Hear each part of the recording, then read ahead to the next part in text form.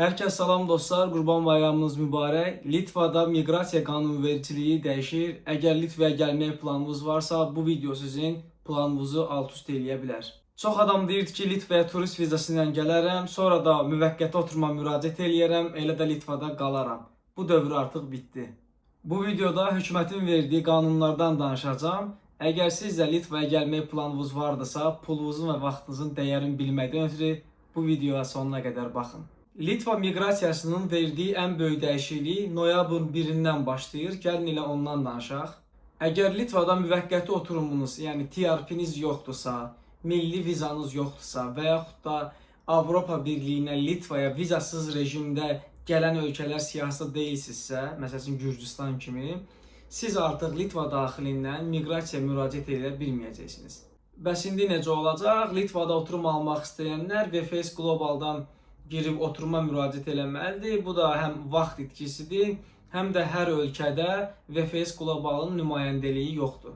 Videonun növbəti dəqiqələrində qara siyahı, işçilərin işə götürülməsi, əmək haqqının dəyişdirilməsi ilə bağlı məlumat verəcəm. Ona görə diqqətlə izləyin.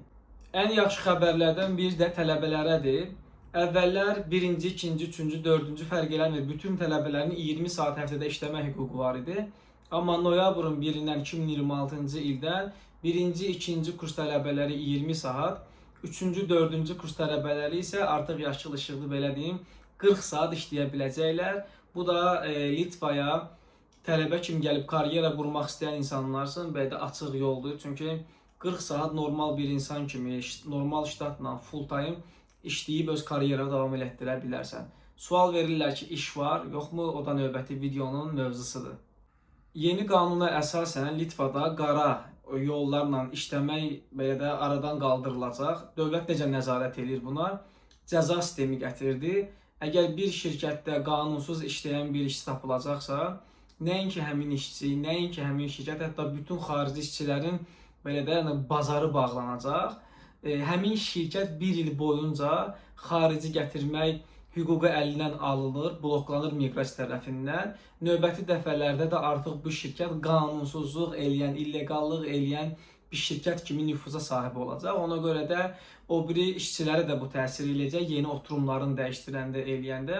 Amma xoş xəbər də odur ki, artıq xaricidir, bundan istifadə edim, az maaş verim, dövrü bağlanır. Məsələn deyirəm, bir aşçı Litvalı nə qədər alırsa minimum əmək haqqı o işə görə, eyni qədər də xarici vətəndaş almalıdır. Yox, məsəl üçün minimum əmək haqqını yazım, məsəl üçün 850 evro Azərbaycanlını belə işlədim, amma 2000-2400 evro Litvalıya verim, olmayacaq. Litvalının maaşı nədirsə, bir xarici vətəndaşın da maaşı ona stabilləşdiriləcək.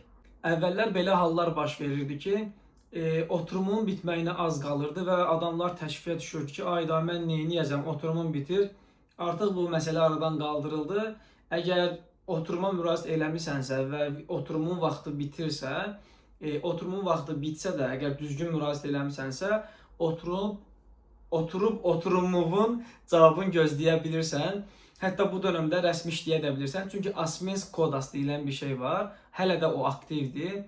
Yəni ki, hər şəxsin özünün Asmens kodu olur. İstəyir deport ol, 100 il qol, 100 il Avropadan kənarda qalsın belə. Asmens kodu, yəni ID kodunu yazaraqdan sənin bütün tarixçəni görə bilirlər. Ona görə də oturumun bitməyinə az qalıbsa təşvişlənmə.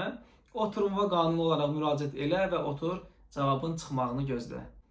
Bu arada işə götürəni də dəyişdirə bilirsiniz. Çox rahat. Sadəcə olaraq miqrasiya işi götürdüyünü, yeni işlə bağlı məlumatlar verirsiniz və tarpininkas deyilən bir sənəd var. Bu tarpininkas nədir?